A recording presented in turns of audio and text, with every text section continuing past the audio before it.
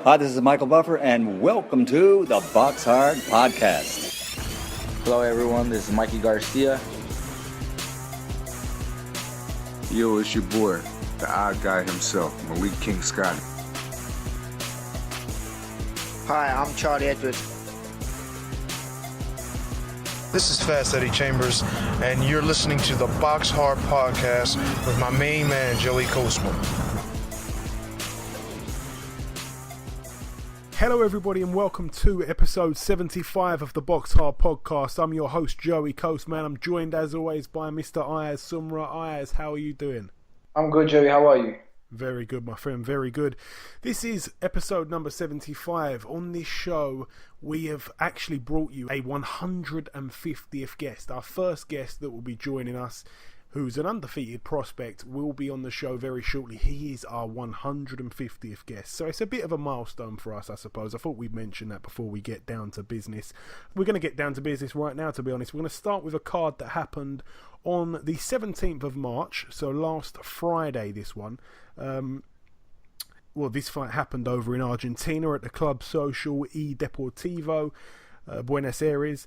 Fabian Maidana, the brother of Marcus Maidana, he actually picked up a TKO in round 2, so he moves now to 12-0. His opponent was down in the first round as well and received the count, and in the second round he was down again, and the other corner threw in the towel. So a good win there for Fabian Maidana against a guy who was actually a decent fighter. Moving over now to Australia. A fight to mention over here. This one was also on the Friday. I've got to say this. There was so many, I don't want to say upsets last weekend, but I want to say that there's a lot of fights that went a way that no one would have predicted them. And we're going to, I believe I've gone through them. I believe there's 9 fights where I don't think anybody could have predicted that outcome. I mean, there wasn't like, oh my God, it's incredible, I can't believe it. But There were fights that are pretty strange, and one of the first ones is this one here. So over in the Melbourne Pavilion in Australia, the home fighter, 23-0, Zach Dunn, the Commonwealth champion at super-middleweight, he actually put his belt on the line against Scotland's very own David Brophy, the man who, of course, he stepped up against George Groves and came unstuck. His record 18-1 with 1 draw. David Brophy went over to the Outback and did the business. So he's he's come back now and he's very, very happy with that new piece of silverware, the Commonwealth belt. He picked up a TKO in round 7, so a serious statement for him. Very well done for David Brophy. He's now 19-1. His opponent, Zach Dunn, the champion, dethroned, now 23-1. So brilliant stuff there for the Scotsman. Moving over now to York Hall. It was the first of the promised many next-gen shows where we're going to see quite a lot of the next-generation talent of the Matchroom stable.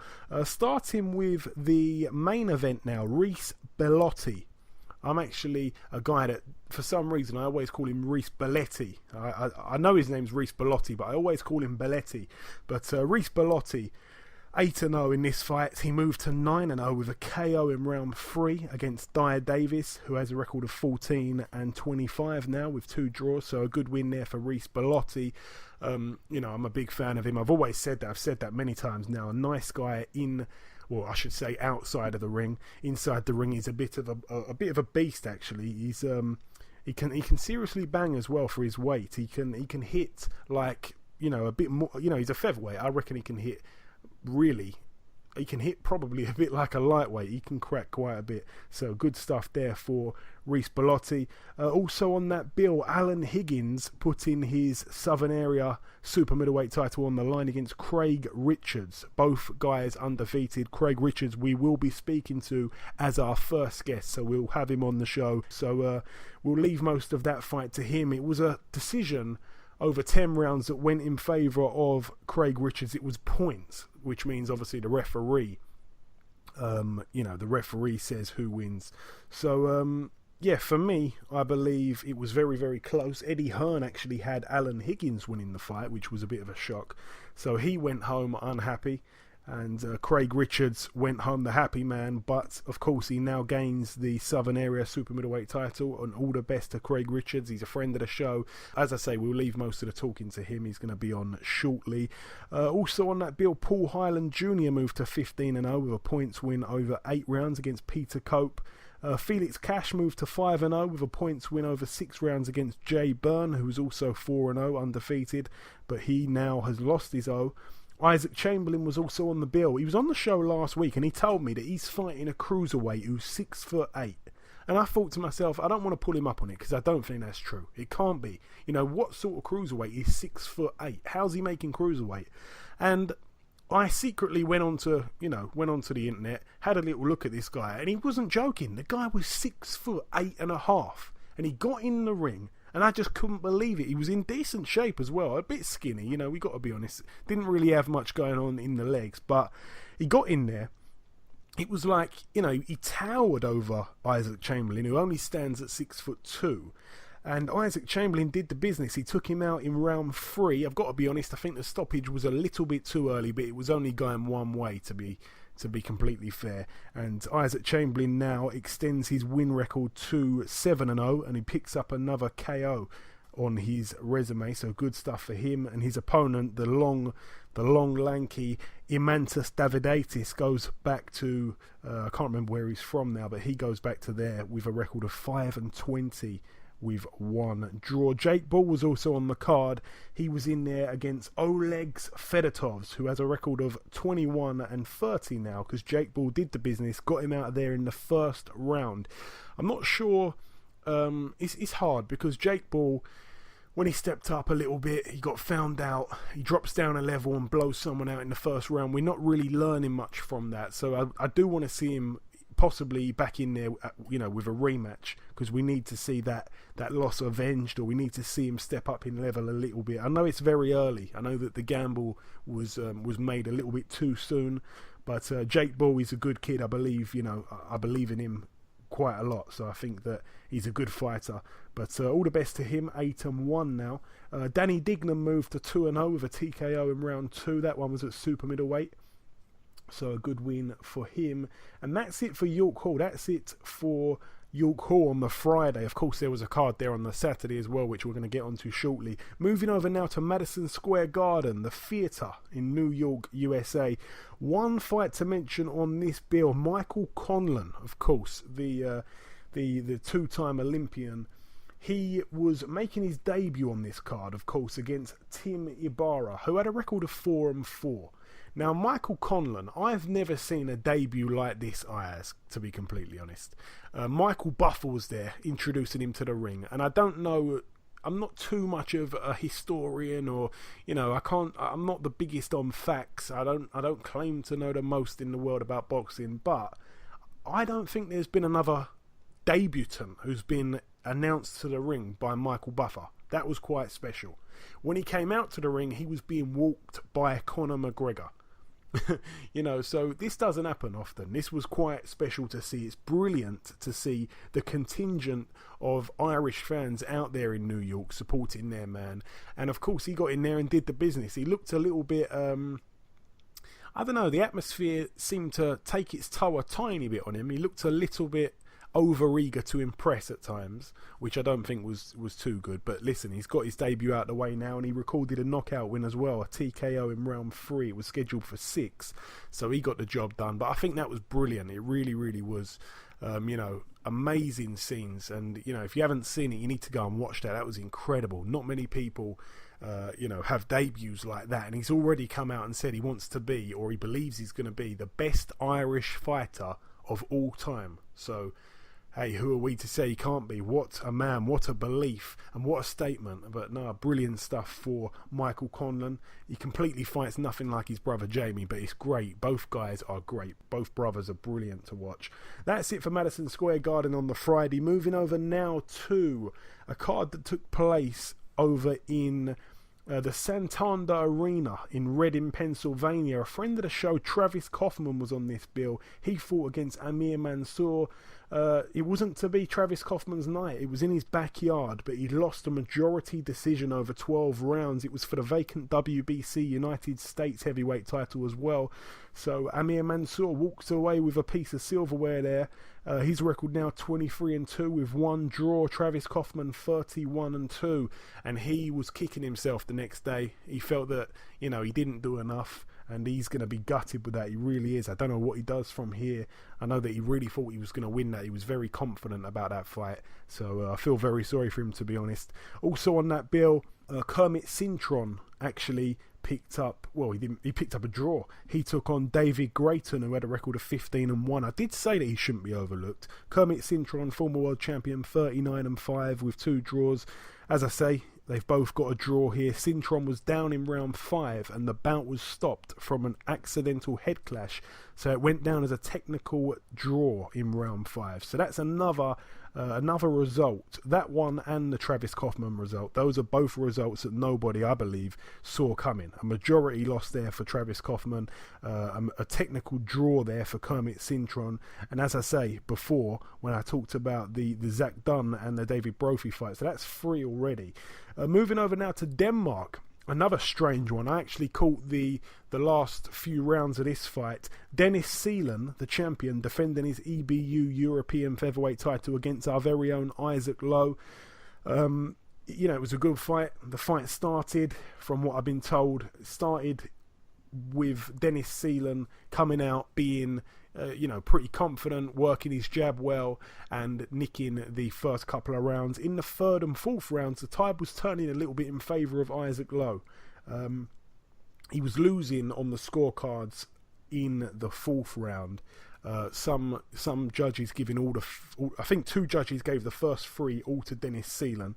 But the tide was turning. Isaac Lowe seemed to be turning up the gear and seemed to be, looking the better man, looking the more hungrier in there. And I think that Dennis Seelan was tiring a little bit because Isaac Lowe's got that relentless kind of style. He keeps coming. And there was an accidental head clash in this one as well, which called the fight a halt. So in that 4th round, it was deemed as a technical draw. It was crazy scenes. Isaac Lowe went in there with a head by accident. I've got to say, it was completely by accident. Dennis Seelan picked up a cut. He looked like he was looking for a way out a little bit, I've got to say.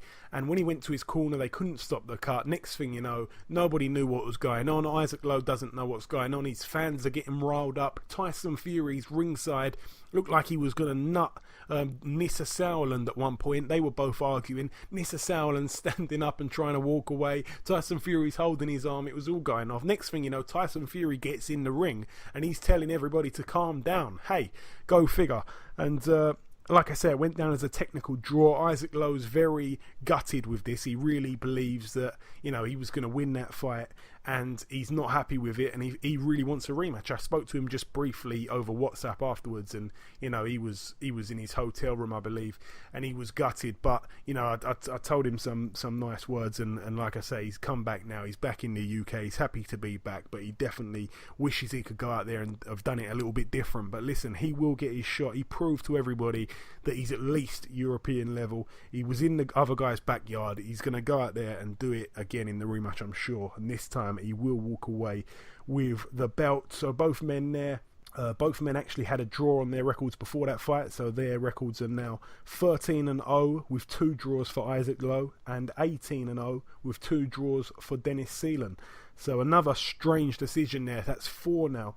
Moving over now to Germany. 2 fights on this card that again were pretty shocking results. I'm going to start with Robert Stieglitz, 50 wins, 5 losses and 1 draw going into his fight against Nikola Svetloka, 32-4. This one was for the EBU light heavyweight title, of course, Stieglitz being the champion. This one ended in a split draw after 12 rounds. I've got to be honest, I didn't watch this one, but I was pretty surprised when I saw that. Svetloka I didn't really think was going to stand a chance against Stieglitz. Especially in Germany, so hey, it was a weird one from what I hear, and like I say, it's a draw, so the champion retains the belt. His record now 50-5 with 2 draws, and Svetloka 32-4 with 1 draw, so that's a 5th one now. And the main event, a heavyweight clash. This one was for the vacant IBF East/West European heavyweight title. I've never even heard of that belt, by the way. But I will say Erkan Tepe, 16-1, took on Marius Wack, 32-2. And Marius Wack went out there and did the job. We know that Marius Wack's very durable. He's got one of the best chins in the business. Erkan Tepe was unable to hurt him, unable to get him out of there, and was conclusively beaten over the stretch of the 12 rounds. So Marius Wack wins this fight. He becomes the new IBF East and West European champion.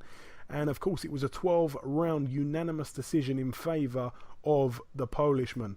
So Erkan Tepe now 16-2, Marius Wack 33-2. That's it for Germany. That's it with another strange decision. Now going over to Spain. And this one, I don't really know why it happened. It was over in the Club Entrana in Barcelona, Catalonia, Spain. When I saw this fight took place, I couldn't quite believe it. I just couldn't believe it. Liam Smith, 23-1 with 1 draw, former world champion, was in a 4-rounder against a guy called Marian Kazuku, who had a record of 2 wins and 37 losses with 1 draw. Remember, Liam Smith has also got a scheduled date against Liam Williams, the undefeated Welshman. And that's going to be a good fight. A lot of people really looking forward to that. And he goes out there to Spain in a 4-rounder against a guy who has lost 37 of his 40 fights. I just didn't know what was going on. But it was a points win over 4 rounds for Liam Smith. And I don't really quite know what to make of it. So his record now 24-1 with 1 draw. But that was really shocking when I saw that, to be honest. That's it for Spain. Moving over now to Sweden. Sweden had a really promising heavyweight in Adrian Granat. 14-0 with 13 knockouts. He was getting in there against Alexander Dimitrenko. Dimitrenko, listen, he's fought some decent guys. He's beat some decent guys. He's lost whenever he stepped up to the higher level. Adrian Granat, a big name in Sweden. He's been knocking people out. He's been going through, what people thought were decent tests. He's been flying through them. He's ticked all boxes so far. He was their version of your Joshua. He was their version of your Joseph Parker. He was coming up, a young guy coming up, and a lot of people were believing in him. And this fight against Dimitrenko was really just a name for his resume. Another scalp, and it would have been a good win. But no, it was another shocking decision here. Well, I say decision, it wasn't a decision. It was another shocking outcome. Adrian Granat, the home fighter, put his IBF International Heavyweight title on the line against Dimitrenko. Dimitrenko knocked him out in the 1st round. I haven't seen the fight, but that is shocking stuff. Dimitrenko picks up his 40th career win, and of course he's got the 3 losses. And Adrian Granat, 14-1, and that has really thrown a major spanner in the works for the man over in Sweden. So that's it for the bout sticker Hallen in Malmö, Sweden, and Adrian Granat. Boy, oh boy, that's another crazy outcome to a fight. Moving over now to the Silence Hotel in Istanbul, Turkey. Firat Arslan picked up his 39th career win. His opponent retired on his store at the end of round 2. Firat Arslan now 39-8 with 2 draws. His opponent Jezim Tahiri 13-3. That's not really a shocker, to be honest. That's it for Turkey. Moving over now to York Hall, Bethnal Green. This one was on the Saturday. Josh Kennedy moved to 9-0 with a split decision over 10 rounds for the vacant English Super Bantamweight title against Michael Ramabeleza. I'm probably saying that wrong. John McDonnell was also on the card. Another split decision here. He picked up the vacant English welterweight title against Eric Ocheng. So 2 split decisions there, both for the vacant English titles. Wadi Camacho was fighting for the vacant Southern Area title, the one he lost to Isaac Chamberlain. He regained the title with a TKO in round 5 over Carl Wheeler. Good win there for Wadi Camacho. His record now 17-6. That's it for York Hall. Moving over now to one fight that happened over in the Holt Suite in Villa Park, Birmingham, West Midlands, United Kingdom. This guy definitely deserves a mention. Craig Cunningham. Obviously, in his last fight out, he beat Anthony Ogogo in good fashion. So he was back out again in a 4-rounder against Anthony Fox, who only had a record of 1 win and 4 losses with 1 draw. He picked up a points win there, Craig Cunningham. So he's now 18-1. That's it for Villa Park. Moving over now to the House of Blues in Boston, Massachusetts, USA. One fight to mention on this bill, really, Spike O'Sullivan moved to 24 wins, another KO on the record. His opponent actually retired on his store at the end of round 3. He's retired on his store at the end of round 3 in 2 fights running now. So Ronald Montez, 17-6 now his record. Gary Spike O'Sullivan, 24-2. Great stuff for him. A good friend of the show, and as I say, another stoppage win, so we're going to be watching out for what's next for him. That's it for Massachusetts. Going over now to Madison Square Garden, New York. So many fights to review on this part of the show. This card had another 2 shocking decisions, okay? So we're going to start down the bill. Blue chip boxer Ryan Martin scored a TKO in round 8. Really impressive looking performance, to be honest, against Bryant Cruz. Bryant Cruz 17-1 going into that fight. Ryan Martin 17-0. Ryan Martin really had it all his own way, and when the going got tough, he managed to get his opponent out of there in good fashion. So Ryan Martin, a great win for him. He's now 18-0. He retains the WBC Continental America's lightweight title as well. Carlos Cuadras was on the bill. He picked up his 36th career win. He didn't really look all that impressive for me. It was a 10-rounder, this one, at super flyweight. So his record now 36-1 with 1 draw. David Carmona, a tough guy. His record now 20 wins, 4 losses and 5 draws. Moving over now to the other 2 fights. Roman Gonzalez, 46-0. Currently the boxer with the most wins in a row out of all the current boxers. Of course, we consider him Floyd Mayweather retired at this moment in time. He was 46-0. He was very much closing in on that, but he was stopped in his tracks. It was a majority decision loss for him over the 12 rounds, and he also loses his WBC World Super Flyweight title against Wisaksil Wengek. I believe he's got another name. I can't remember it. He goes by 2 different names, completely different names. Roman Gonzalez was also decked in round 1, but the 10-8 round was basically ruled out when Wangek lost a point in the 6th round for headbutting. Roman Gonzalez was obviously cut a couple times, quite bad cuts as well. There was loads of blood over the ring. Someone actually uploaded a picture of the ring after the fight. There was blood everywhere. Roman Gonzalez was in a lot of pain as well. You could tell that. When he was going back to his corner, he was wincing when they were trying to deal with the cut. Firstly, I didn't score the fight. I've got to be completely honest. I watched it. I believe that Roman Gonzalez needs to move back down to flyweight. I think super flyweight is not his weight. 2 fights in a row now where he hasn't really looked himself. He's also been in a hell of a load of fights, so there's that to consider as well. But his opponent, who's obviously from Japan, I believe, did a really, really good job.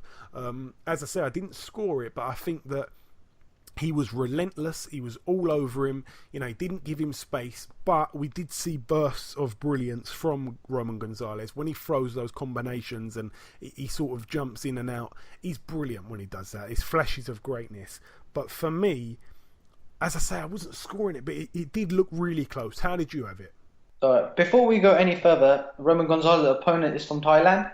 Oh yeah, sorry, my mistake, Ayaz. But yeah, Thailand. I said Japan, didn't I? What did you make of the fight, Ayaz? By the way, I know that you were watching it. Gonzalez is a warrior, first of all, right? I had him winning the fight by 1 round. Yeah, it was that type of close fight, though, wasn't it, Ayaz? It wasn't a clear cut. Some people are saying it's a robbery. I don't think we can say robbery. I think the Thailand or the Thai fighter did really, really well. I think he came there to win, and you know, he was very happy with his win. Of course, he goes away now really feeling on top of the world. He said in the post-fight interview he's ready to fight anybody. But no, it was a close fight, Ayaz. Definitely, you can't disagree with that, no?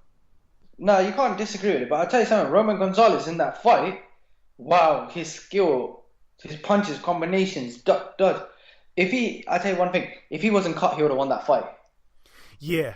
Do you know what? That's actually a good point. I think the cut really did get to him. As I say, he was wincing, he was in pain. You know, he doesn't get cut often, he doesn't get knocked down, so it was all new for him. And I'm really gutted for him, to be honest, because I really, really did want him to overtake Mayweather's record, even if he just fought 3 guys who made their debuts, who were making their debuts. Just like, by the way, his opponent in his last 2 fights got 2 wins against 2 people making their debuts, and then he goes and fights for a world title, and he beats a man who's 46-0, who's some people's pound for pound #1 fighter. Go figure. Crazy old game boxing is. But that's it for the chief support. Moving over now to the big one. Gennady Golovkin, 36-0. Danny Jacobs, 32-1 for the WBA, WBC, IBF and IBO world middleweight titles. This was really 1 and 2, which we always like to see, the first and second best fighters in the division. Firstly, let's just remember, Ayaz, that the IBF, when their belt's on the line, part of their rules is that they do the same day weigh-in as the fight, and you cannot exceed 10 pounds. So you cannot go over 10 pounds of what you weighed in at. So, it might not be what you weighed in at. It might be 10 pounds over the limit, which the limit would have been 160. That I'm not quite sure on.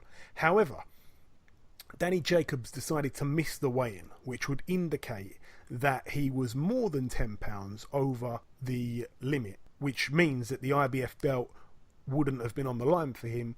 If he was the champion, he'd have lost his belt on the scales.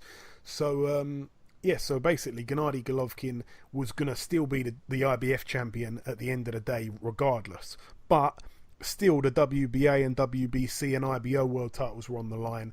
Danny Jacobs clearly made his intent there that he was there to win that fight. He didn't really care about the belts, and you can't really blame him. If he won those belts, then it would have been a brilliant thing, and the money would have come rolling in. Forget about the IBF belt. If he won that fight against Golovkin, it would have been worth it.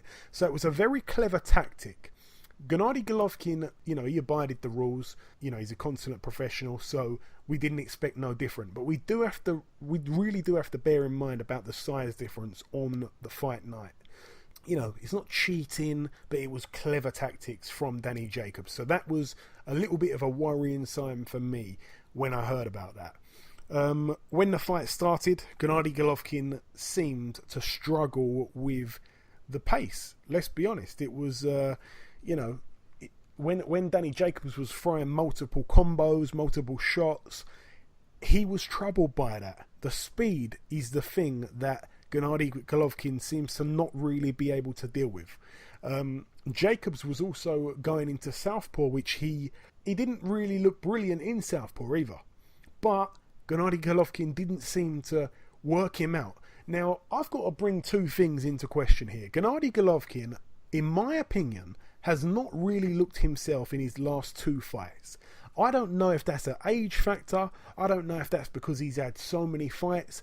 I don't know if it's because both the guys he fought were quite quick-handed. Kell Brook, obviously, being a natural 147, he was pretty quick in there against Gennady Golovkin. Danny Jacobs has got quick hands anyway. I don't know if that was part of it, but it was definitely something. It's either the speed he troubles with, it's the age, or the fights that he's been in. It's simple as that. So, for me, and people can laugh at this, but one of the guys with the quickest hands in the whole weight division is Chris Eubank Jr. And we've got to bear in mind that Danny Jacobs was able to land uppercuts on Gennady Golovkin. He wasn't hurting him, but he was able to land shots pretty much whenever. And, Chris Eubank Jr., again, people may laugh, people may not like it, but I think he throws one of the best uppercuts in boxing, not just in the middleweight division. Whether he could hurt Gennady Golovkin is a different story. Gennady Golovkin, he was hit with some real bombs by Danny Jacobs, and he did not move at all. He's got a scary chin, to be completely honest. However, he did have Danny Jacobs down in the 4th round. It looked like he was going to put him away because he didn't really do anything to that point. I think the first 3 rounds, it was either 2-1 in favour of Jacobs or even all 3 to Jacobs. So he didn't really do anything till that knockdown. And in the latter rounds, he didn't seem to be... I don't know what he didn't really seem to have that urgency. There was no real urgency in the corner. Abel Sanchez seemed to really feel like he was in control. And, fair enough to him. Again, it's a fight that I didn't score. I wish I did score it because some people are seeing it both ways. Some people were seeing it as a robbery. Ayaz, I know that you've seen it your way as well. We're going to talk about that in just a second. But I do want to say this. I really do want to say this. I was watching it on Box Nation Live, and I felt that the advice that was being given to Danny Jacobs in the corner was spot on. I'm not sure who that is in the corner, but whoever that was in his corner was giving him brilliant advice. I really agreed with everything that the guy said. And I think it was actually picked up on by Barry Jones. Just as I was thinking it, he said, that's good advice. That was brilliant advice. Really calm as well. And as I say, it went to a unanimous decision win over 12 rounds in favour of Golovkin. His record now 37-0. He retains all of the belts. Danny Jacobs now 32-2. But Danny Jacobs did himself proud no matter what. We know the journey he's been on. We're not going to bring it up again. Some people saw Danny Jacobs winning. Some people saw Golovkin winning. It was that close of a fight. This is another crazy outcome. Nobody saw this fight going the distance. I said it last week. This fight does not go the distance. You agree with me, Ayaz. No one saw it going the distance. Along with the Roman Gonzalez strange outcome as well. The underdog taking his title. That's another strange one. There were so many strange outcomes on the weekend. But I'm going to throw it down to you now, Ayaz. I know that you was watching this fight with a keen eye. What did you make of it? Gennady Golovkin, Daniel Jacobs. Danny Jacobs shocked us, to be honest. Like I said to you last week, I thought Jacobs getting knocked out. When Golovkin dropped him, Golovkin dropped Jacobs. I go, that's it, game. I said it's over for Jacobs. But my word, in this corner, you can hear the cornerman say, just jab him. You'll be nicking the round. I thought personally for myself, I thought Jacobs won the fight. Yeah, and a lot of people agree with you. I spoke to a couple of people that were actually there. They felt that he won the fight. But then some of the people that I really respect in boxing really say that Golovkin won the fight.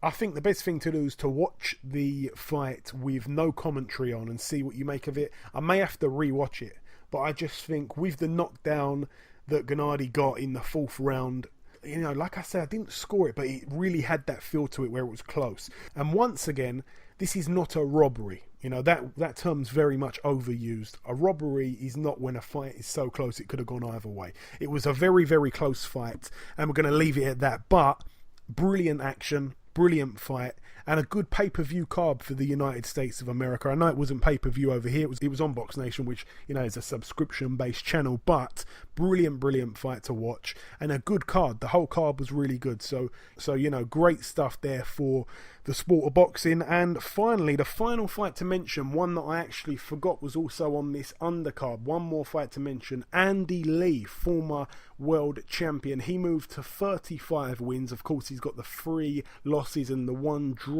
He's been out the ring since December 2015. He got back in. He fought a guy called Keandre Leatherwood, who had a record of 19-3 with 1 draw. I didn't see the fight, but from all accounts, he seemed to look quite rusty. And during some of the later rounds, he seemed to pick up his game a little bit, but he couldn't get the guy out of there, and it went the full 8 rounds, but a unanimous decision win there for Andy Lee, so all the best to him. It's been a real nice Irish weekend over the weekend. The Irish fighters did really well. As I say, Andy Lee, Michael Conlan, Spike O'Sullivan, the lot, so brilliant stuff there for the Irish boxing fans, some of the best boxing fans in the world. And that's really it for the reviewing. There was a lot to review. I understand that we've had to go through every single fight. There was so many to review. The last thing to do before we end part 1 is to welcome our first guest. Ladies and gentlemen, please welcome the unbeaten super middleweight prospect. And on Friday night, he picked up his first title as a professional. It's, of course, Mr. Craig Richards. Craig, welcome to the show. Hello, thank you. Hey man, you're always welcome. Now Craig, as I mentioned, you fought for a title. It was the Southern Area belt. In the other corner was the champion, Alan Higgins. Obviously you were both undefeated. Somebody's had to go, but it wasn't to be yours. From the outside looking in, Craig, from the outside looking in, I must say it looked very close. A lot of tick for tack, close rounds. I didn't score it, but many felt that you were a little bit fortunate to come away with the W. Firstly, what did you make of the fight and how did it feel in there? Well, it kind of is. I was really comfortable, to be fair. That's why, it's a drop in my hands, having fun. smiling with my trainer halfway through the fight. We was comfortable. It was like, I was boxing his head, and I thought to myself, okay, I can see he's not really working much here. I was thinking maybe he's just waiting to start working in the later rounds. Drew him out a little bit. So I went to the ropes at certain times to let him like work himself out a bit, have a little spells. But of course, nothing was landing. Defense blocking out. That's why with the judging, they can see this stuff, like where the civilian's eye can just see hands throwing. So they can't see what's scoring, what's not scoring. That's why you've got professional eye to look at that stuff. So for me, and anyone who knows boxing could clearly see that. So it was comfortable for me. That was part of the game plan. We stuck to the game plan and executed what we went out to do. And obviously, straight after the fight, it was revealed that Eddie Hearn actually scored it to Alan Higgins. What did you make of that? Yeah, of course, I was a bit like, weren't too happy about what I heard, because it was kind of like when the fight finished, you could see in his face, my opponent didn't feel like he won the fight. He come to me after and said, fair play to me, everything. I said, yeah, don't worry, you boxed well, everything was cool. I got the announcement, it was okay. He went back to his corner then said, well, Eddie thought you had won it. That's why when we done the interview, he said, well, I kind of thought I'd done enough. Well, I heard Eddie Hearn said I won. So it was kind of like, that's what caused the controversy of the whole situation. So it wasn't a thing where he knew what was going on in the ring, I knew what was going on in the ring. I think that statement where, well, Eddie Hearn, to be fair, I heard what Eddie Hearn had said. I think like people kind of put their own twist on it. Eddie Hearn had said, I thought that Higgins winning the first. I thought Higgins started off fast. Then I thought Richards come back into the fight. And then it was close at the end. And then when it was time for the announcement, my gut feeling thought Higgins was going to get it. Yeah. So I was like, okay, well, even that was a bit, but didn't take too much of it because the right man got the decision. And that's what it was. Like, I'm not going to cry over spilt milk. He said, she said. At the end of the day, he makes a decision, made the right decision, and I went on. It was your first 10-round fight. Obviously, Alan Higgins he'd already had 4 10-rounders, but he'd been the distance in 2 of them. So obviously, the furthest you'd been at that point was 6 rounds. What did you feel like doing the 10 in a fight? Not only in just a basic fight, but a fight of that pace. It was a very high-paced fight for the whole fight. And I felt great, I felt great. I come out of my stall in the 10th round feeling like I felt in the first round. And I thought, I answered a lot of unanswered questions for myself. Of course, I felt I could do the 10, but I'd never officially done it under the bright light. So, of course, it was kind of like, all right, we're here. Like, let's see how I actually really feel when we get to that 10th round. And when that 10th round, I stood up, I was like, yes, I feel great. Like, I feel good. And I answered that question for myself that, yes, I can do 10 rounds easy. Felt good. I know I've only done 1 6-rounder in my whole career, and I jumped to a 10. And not only I jumped to a 10, like against maybe a good fighter or established journeyman or something like that, I went out to a guy with nearly double my experience, nearly had as much chaos as I've had fights, and went out and executed the job for a man who's experienced over 10 rounds. You don't see prospects. You think about it, tell me what prospects 7 fights in, taking on opponent 12-0 unbeaten with titles. Yeah, definitely. You don't see that. No, not at all. Well said. And Craig, without looking too far ahead, I know that straight away in the post-fight interview you kind of made your plan a little bit clear. You said, I'm going to vacate the belt straight away and go for something a bit bigger. What is the plan? I know that now it's not the heat of the moment. Now you've had a couple of days to reflect. What is the plan? Okay, this is what it was. Yeah, when we originally opted for this fight, they were sceptical about the fight, which I don't know why they were sceptical about the fight. They had then asked Eddie and the team said, look, if Craig beats us for the title, can we get a rematch clause? Eddie said to them, and we said to them, look, at the end of the day, if Craig beats you, he's not planning to be at Southern Area level. So if Craig wins, he's going to vacate and move on. So if you want to fight for Southern Area again, you can fight someone else for it. It'll be vacant. They said, okay, cool. So we had cleared that up at the start. So when they've come with that question, could we get a rematch? We told you what the plan was. You're going to have 1 shot with me. If I win, like to be fair, no one usually has them sort of fights at Southern Area level. So I wanted to prove myself. I wanted to show I can fight at that level. I can fight opponents with a lot more experience than me, and I've done just that. I'm not now going to have Richard Higgins 1, Richard Higgins 2, Richard Higgins 3, 4. Before you know it, my career's coming towards the end, and I've had 5 stakeouts for a Southern Area title. It doesn't make sense. So it's the same plan. We're looking to move forward. Maybe in the future, for a big title, you know, we can make it happen again. But I'm not going to sit at Southern Area level. It's not my plan at all. I didn't come in the game to be a Southern Area champion. Yeah, fair enough.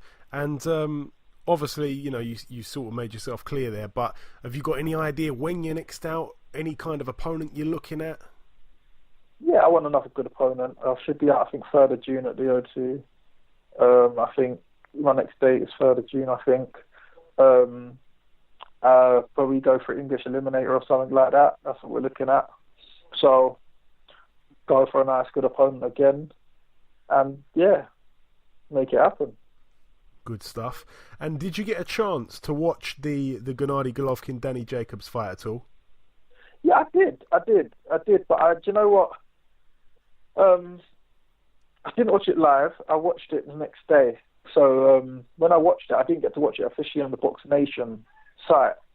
We watched it on some other, like a foreign site. So I didn't hear the commentary, etc. But what I saw of the fight, watching over the 12, I know everyone's saying it was bad robbery and everything, but what I saw, I didn't find it was a bad robbery. I need to rewatch it one more time because I feel like sometimes when Golovkin's so used to blasting people out, and he doesn't blast people out, it's just automatically done bad. But I felt like he done well on some of the rounds. He dropped him, got a 10-8 round, one of the rounds. It was a good fight, and I wouldn't say it was a robbery of what I saw. Maybe I need to re-review it one more time again. Yeah, I mean, I agree with what you're saying. Sometimes when you watch it with foreign commentary that you can't understand, it's actually better because you're not swayed when you're judging a fight, obviously. So that's sometimes a good thing. Yeah, I think I wasn't swayed, so I just watched it for what it was, and I was scoring it round by round. And for the round I scored, Jacob still didn't do enough to beat him. He made a very good account of himself. He showed that he's at a very good level, and he's a very good fighter. And he's hardest contest to date, but there wasn't enough yet to say he completely beat Golovkin. I can't believe the decision. So maybe I need to watch the English commentary to hear why everyone's saying it's a robbery. Yeah, but no, definitely. I don't think it's a robbery. I think it was too close to be called a robbery either way. But yeah, I just think that people are too quick to say robbery these days. Yeah. It's like I heard the same thing with the Andre Ward Kovalev robbery. It's like, no, it wasn't a robbery. To be fair, I thought Ward won that anyway by the exact same scoring that he had it 2 rounds up. I thought that he got that. But I just feel like anytime people feel like it's a close fight, and in their opinion, that fighter won it, it's a robbery. People don't understand the concept of a robbery, I don't think. Yeah, it seems to be people don't realise the difference. Yeah, of the team. In my opinion, I thought he edged it. My opinion. That's your opinion. It's not a robbery. Yeah, definitely. I agree. And last couple of questions now. I want to ask you about a fight coming up that a lot of people are pretty excited for it. To be honest, I'm not overly excited for it, but it's a man that you've sparred with, Gabriel Rosado. He's coming over here to Liverpool Echo Arena to fight Liverpool's very own Martin Murray. It's an interesting fight, I'll give it that. What's your take on that? Very interested, but I think Martin will... I think like Gabriel is a good fighter, but and no, he won't quit. But I just think that Martin might be a bit much for him. Kind of depends. If Martin's still great in him, he should get the win. I think it'll be exciting fight, but I think I can see Murray winning it. Yeah. I think that's. But there's no guarantees guarantees in boxing. But Martin should beat Gabriel Rosado. Yeah, of course. And finally, Joshua versus Klitschko is a fight that obviously we've all been talking about for ages. It's rapidly approaching, just the end of next month now. Just over a month today. So, a real intriguing fight. How do you see that one playing out as we're closing into the date, Craig? Yeah, Joshua's going to... I can see Joshua actually probably stopping him, to be fair. I think with Klitschko, he likes to bounce a bit on his feet, and I can kind of see him bouncing into certain shots. Obviously, it won't be easy because he's very awkward at the same time. But I feel like when Josh really starts landing, we know that Klitschko can be stopped, and I think Josh has got a lot of power. I think that he could, in the end, up stopping Klitschko, I believe. Okay, he's a strong athlete. I know Klitschko is as well, but I think Joshua's got it, personally. Fingers crossed. We'll have to wait and see, but definitely an intriguing one. Okay, listen, Craig, it's always a pleasure, my man, speaking with you. Thanks for making time for us. Congrats once again for the win on Friday, and we'll catch up again soon. Thank you. Speak to you soon. Okay, now it's time for part 2 on this week's show. This part, of course, the preview part. But before we get into that, we're going to bring in Ayaz with this week's news. There's not too much to talk about, but Ayaz, I'm going to let you do the honours and, bring our listeners up to speed. Katie Taylor will square off against former world title challenger Melina Koliva on the undercard of Anthony's Crolla clash with Jorge Linares on this Saturday night. Yes, obviously, we knew that she was going to be on this bill. We didn't know of any opponent. She's fighting an ex-world title challenger, so that's brilliant. That's a great step up.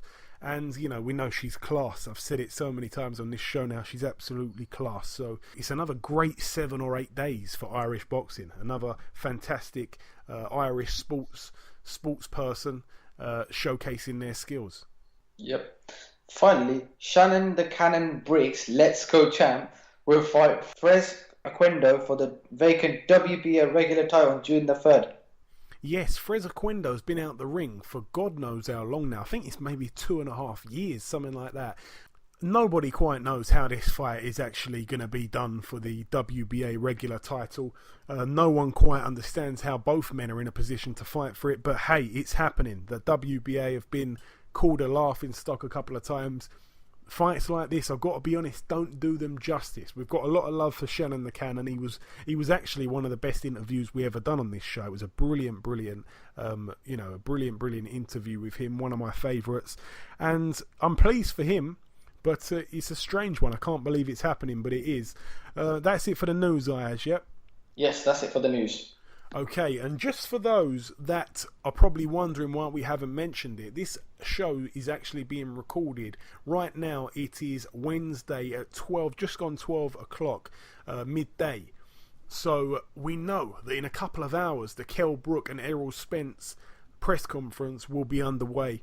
And we are unable at this stage to tell you what's going to happen in it. We don't know. So I'm sure by the time you listen to this, the date and venue and all that would have been announced for their clash.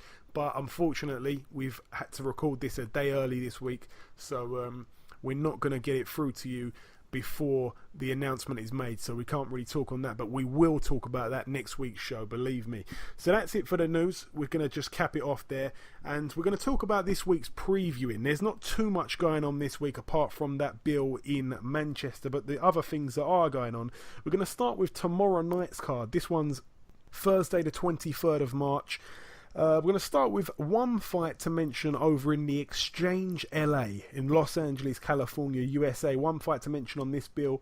Shane Mosley Jr., he looks to move to double figures. His opponent yet to be announced. It's a 6-rounder. His record at the moment, 9 wins and 1 loss. Moving over now to the Fantasy Springs Casino in Indio, California, USA.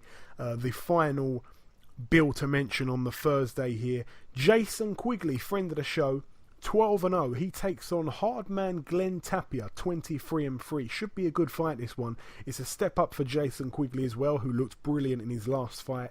And this is a 10-rounder at middleweight. So all the best to Jason Quigley. Another man from Ireland is brilliant. All this Irish boxing in the last 8 or so days is absolutely brilliant.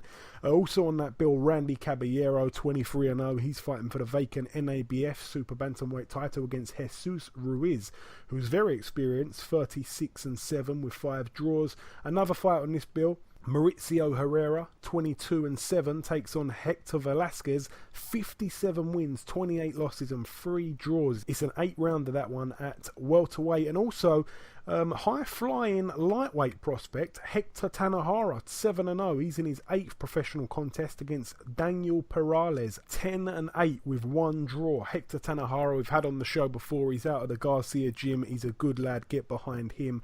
That's it for the US. Moving over now to the Crown Plaza Hotel in Glasgow, Scotland. One fight to mention over here.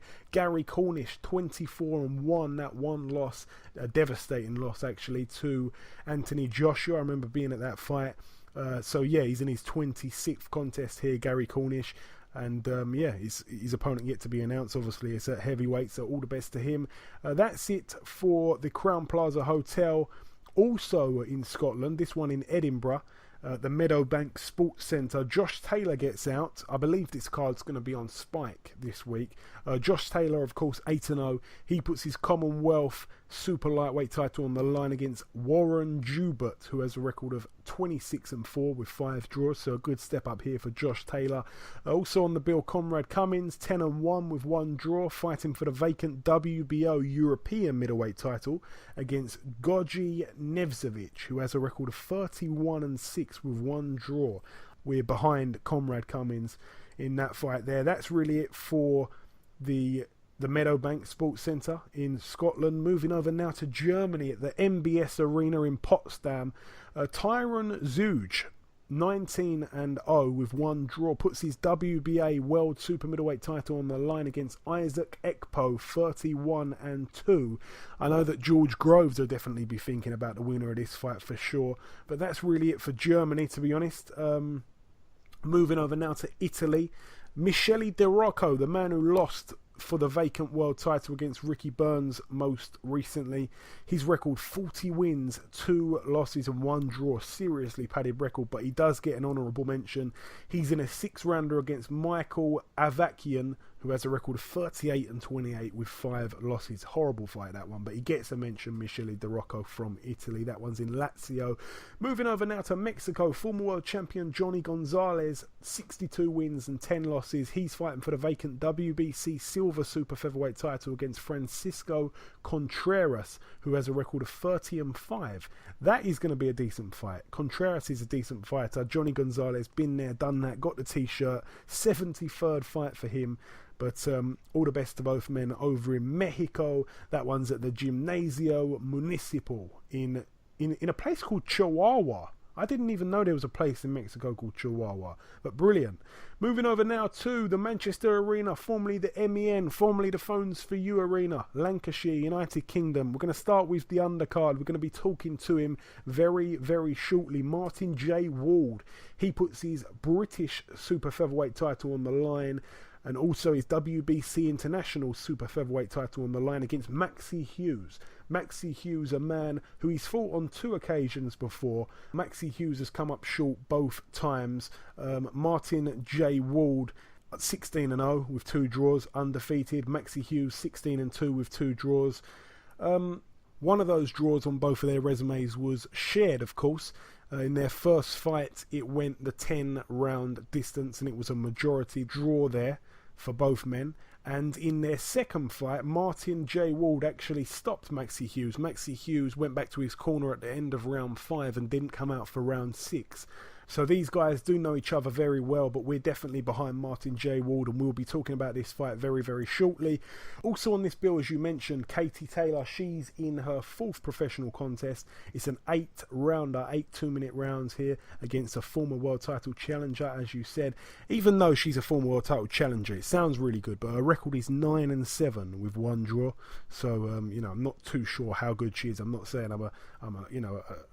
I know too much about women's boxing, but it is what it is. Marcus Morrison looks to move to 15-0. He's taking on Jason Wellborn. Good little fight, this one. Jason Wellborn, 20-6. This one's for the WBC International Silver Middleweight title. Brian Rose, a friend of the show, he looks to pick up win number 30. He's in there against Jack Arnfield. Brian Rose describes this as a must-win fight. It's for the WBA International Middleweight title. Jack Arnfield seemed to get the nod over John Ryder in his last fight, I believe. So that was a fight that many thought John Ryder nicked. But Brian Rose, we're back in this one. It's a 12-rounder at middleweight, that one. And the final 2 fights to mention on the bill before getting on to the main event. Hosea Burton, his first fight since losing to Frank Buglioni. It's going to be his 20th pro outing. His opponent yet to be announced. His record at the moment 18-1. Good fighter though. We're definitely behind him here. It's an 8-rounder, that one. Lawrence Okoli as well, the Olympian, making his debut. He actually had a bit to say about last week's show. Isaac Chamberlain basically said, yeah, I want that fight. Lawrence Okoli, he talks a lot, but it's not about the talking. We're going to get things done in the ring. Lawrence Okoli reacted to that on Twitter. I'm not sitting here and saying it was like a really interesting thing. He basically just replied to Isaac Chamberlain, to which Isaac Chamberlain hasn't replied back to him. So that's a fight that I can see brewing a little bit, even as early as now, and that's a fight I'd like to see in the future at some point. Lawrence Okoli's opponent, as far as we know at this moment, is yet to be announced, but it's a pro debut for him. I'm not sure how many rounds it is, but that one's at cruiserweight. And now the main event for the WBA World Lightweight title. Jorge Linares, the champion at this moment in time, 41-3, taking on Manchester's very own Anthony Crolla, 31-5 with 3 draws. Crolla trying to get his belt back here. It's the rematch. Crolla, of course, in the first fight was coming with a load of momentum. Ayaz, he was going through everybody, going through all these fighters that nobody gave him a chance in. He was looking $1 million. That's his name, $1 million Crolla. Linares looked brilliant. He really turned on the greatness in their last fight. He looked to be the more experienced man. He found the second wind. He did everything perfect. He executed a brilliant game plan. Crolla looked a little bit one-dimensional. He was outclassed. It's as simple as that, as harsh as it may seem. We love Anthony Crolla, but that is what happened in the first fight. Do you see the second fight being any different, Ayaz? No, I don't. I think it's going to be the same fight. I think Linares is still going to beat him. I like Crolla. I would like him to win, but Linares, he's a brilliant fighter. If you see, like, for example, when he fought Kevin Mitchell first, Kevin Mitchell was winning the fight, and then Linares came out of nowhere and stopped him. And the first fight, Crolla's been on a terrific. Before he fought Linares first time, he had a terrific run. Beat Perez, beat Ismael Barroso, fought Linares, and obviously Linares beat him. And now again, I think from this fight, it's just going to be the same one as the first. I reckon Linares will beat him on points. Yeah, I mean, I hope that you're wrong. My gut feeling is the same. I'm not sure it's going to be points though. I'm not saying that Crolla's going to get stopped because he's not going to be as good, but I've just got a feeling in this fight he's going to throw everything. Like, he's going to really go for it. If he's losing this fight by the later rounds, I think he's just going to go for it, and he may end up getting stopped and walking onto something in desperation. That may happen here, but Crolla's got to start early and he's got to pace himself. And I know it's hard to do it against someone of the experience of Linares, but that's what Linares done. He paced himself and he came out with that second wind. It was so experienced. It was a real classy victory. And I want to see a bit of class from Crolla. Crolla hasn't got any momentum going into this fight because his last fight he lost against this man. But he's very hungry. I believe him. He's got a great trainer, Joe Gallagher. It could be the right time. Linares has been in a load of fights. Some say he's past his best. He definitely turned back the clock in that last fight. I hope he can't do it in this one. I'm behind Crolla, man. I know that we both are. We really want Crolla to win. Some say he's the nicest man in boxing. That does get said a lot. But Crolla is a true nice guy. And his journey is absolutely incredible. So it's a real inspiration to what he's gone on to achieve from being written off many times in his career. So we're definitely behind Anthony Crolla, and we really hope he can go out there on Saturday night and do the business.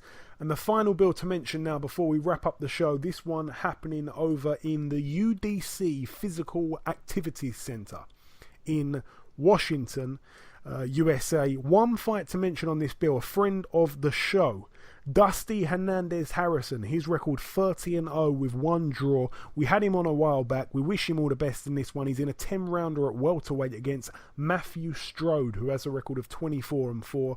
Dusty Hernandez Harrison's actually creeping into the top 15 of the IBF now, so he's in that mix for Kell Brook's next voluntary. So providing Kell Brook gets through Errol Spence, which again we've talked about it, we don't know when that fight is happening or what's going on because we recorded this show just before the press conference, so unfortunately we can't update you on that. But Dusty Hernandez Harrison's a nice guy and we hope he gets the business done here. He's undefeated in 30 fights, and again, he's a class fighter. It's a 10-rounder. We wish him all the best, and we want to see him in the world title picture very, very soon, because he certainly deserves it in terms of being a nice guy, which I know doesn't really get you to much in this sport, but it is what it is.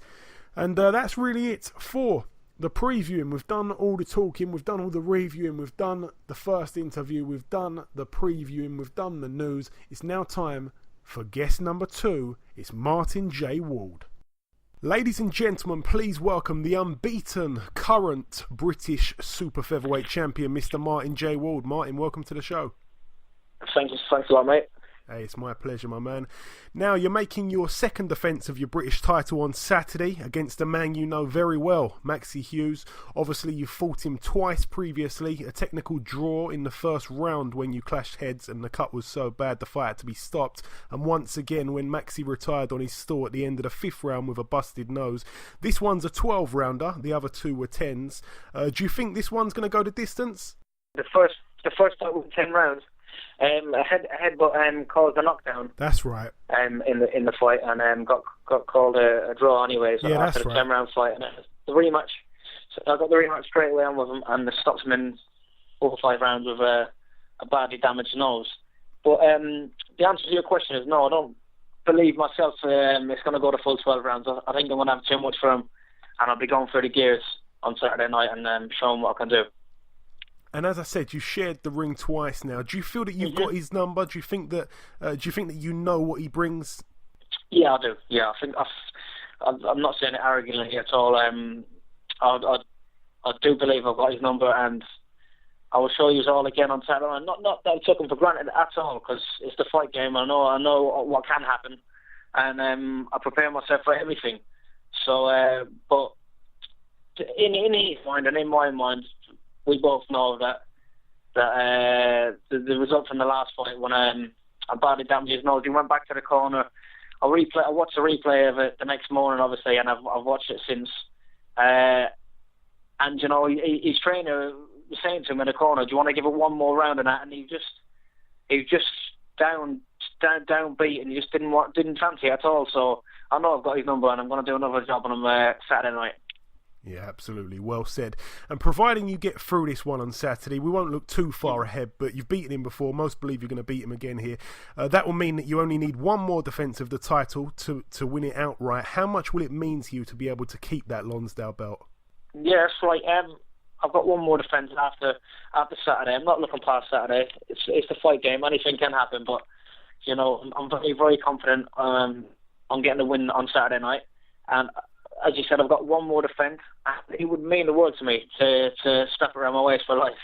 My second defence, and I've got a mandatory in place already from the board, and hopefully everything goes right on Saturday night, and we can look forward to that rare one. But all systems now on Saturday. All eyes on Saturday. Yeah, of course. And I'd like to ask this to guests that are joining us on the show for the first time. I'd like to ask this question: who are the biggest names, Martin, that you've sparred with? Whether it not just for this fight, but in the past, amateur, anything. What are the biggest names that you've sparred with? Biggest names who I've sparred with? I've sparred with a lot of world champions. I've sparred, obviously, my stablemate, Ricky Burns, freeweight world champion. Kevin Mitchell, who's with us. I've sparred Carl Frampton over the years. I've sparred some good fighters, some world class fighters and world champions. So I've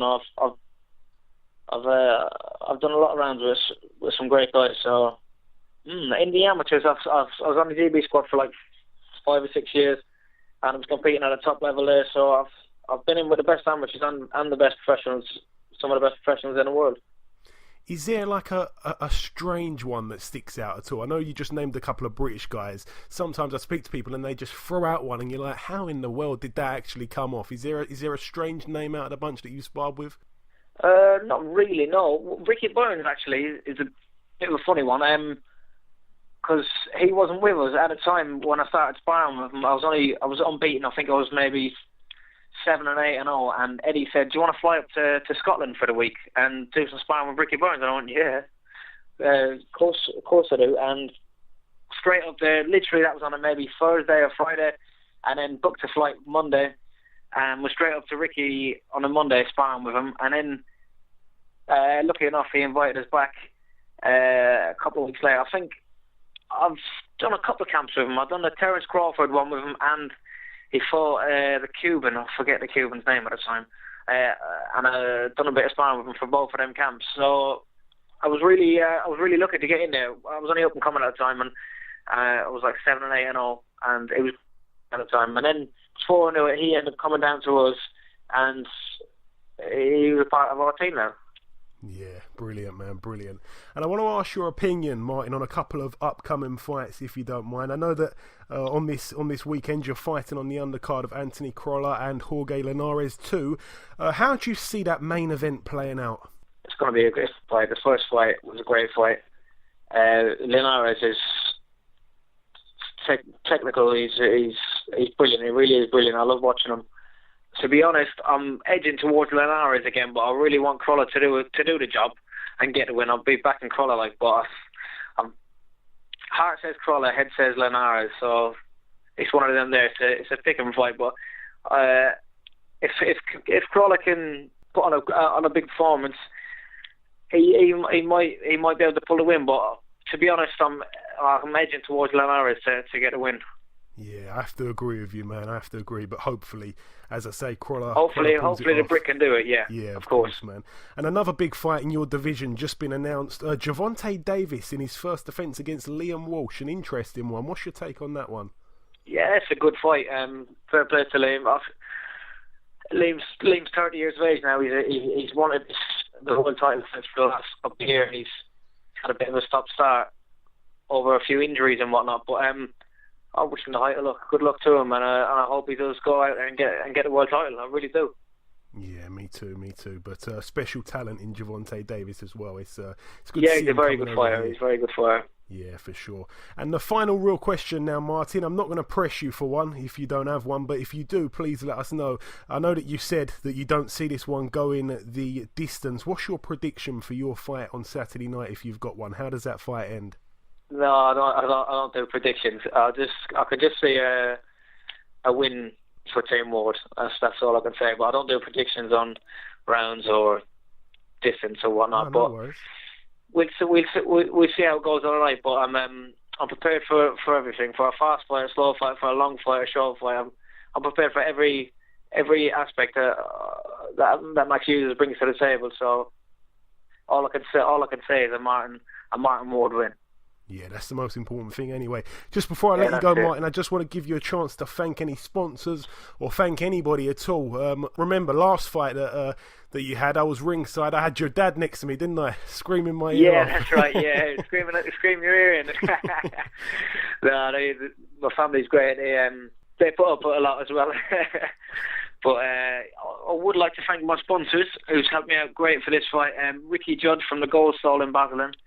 He's my main sponsor. Peter and Karen Grant from Ken Aquasoft Salt and Rig Lift, and a new sponsor I just had on board, and it's really helped me out for this camp with nutrition, and that is Winnie's Meals, and it's been brilliant. It really has been. I believe I'm in the best shape of my career right now, and I feel a lot stronger than I've ever done on fight week. This week I feel sharp, strong. I don't feel drained at all. And as I say, yeah, Winnie's Meals, they've helped me out, so hook them up. Absolutely, brilliant stuff. Okay, listen, Martin, it's been a delight and a pleasure speaking with you, my friend. Best of luck for Saturday, and we'll catch up sometime after the fight. Thank you very much. Cheers, mate. Okay, now it's time to conclude the 75th edition of the BoxHard Podcast. A special thank you to our two guests, the unbeaten Craig Richards and the unbeaten British champion Martin J. Ward. I hope you've enjoyed this hour or so with myself, Joey Coastman, and the infamous Ayaz Sumra. It's been a pleasure making this podcast for you. Remember, you can get in touch with us on Twitter at BoxHard Podcast. We'll be back next week with another big show as always. Until then, my friends, take care.